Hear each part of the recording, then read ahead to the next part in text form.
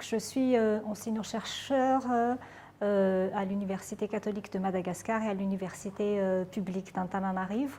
Je suis sociodémographe de formation. Nous avons premièrement montré l'importance de l'aspect économique des ménages dans la question de la rétention scolaire des enfants. C'est-à-dire que lorsque le niveau de vie des ménages est faible, les enfants ont une plus grande probabilité de quitter l'école. Deuxièmement, sur le plan sociodémographique, les études ont montré que lorsqu'on est dans une famille avec un niveau de fratrie élevé, on a aussi beaucoup plus de chances de décrocher l'école et pareillement le capital scolaire des parents a une grande influence sur la rétention des enfants ou pas.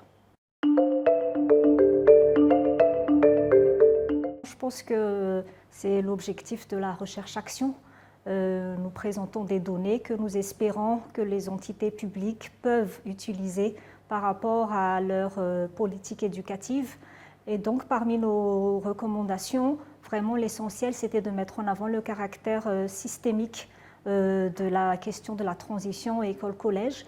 Et donc, nos résultats qui ont traité de manière transversale cette question de transition peuvent permettre de donner une orientation aux politiques éducatives qui dit qu'il faudrait quand même voir de manière systémique aussi les questions de politique éducative et de travailler avec d'autres secteurs, que ce soit le secteur économique, le secteur de la santé.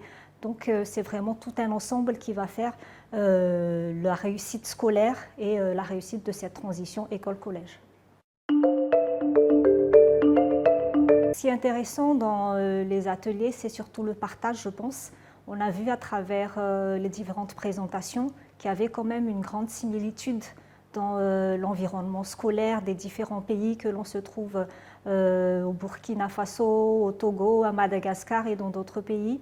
Il y a des réalités qui se ressemblent et donc ça permet justement cette réflexion collective autour des questions éducatives et surtout autour de cette question de transition école-collège où on peut apprendre les uns des autres et c'est aussi l'intérêt de la recherche, il faut partager, il faut diffuser, pouvoir aller dans le sens d'une amélioration de nos propres politiques éducatives qui sont adaptées au contexte dans lequel vit chaque pays. Nous allons remettre le rapport auprès donc, de la direction du MEN qui est venue ici. Nous avons déjà fait un atelier de restitution finale, mais nous allons déposer donc, le rapport écrit par rapport à ça. Et nous avons aussi prévu, nous avons déjà commencé un article sur le volet économique. Nous sommes en pleine rédaction sur le volet sociodémographique et psychologique. Et nous allons essayer de soumettre à la revue de l'université ou dans d'autres revues.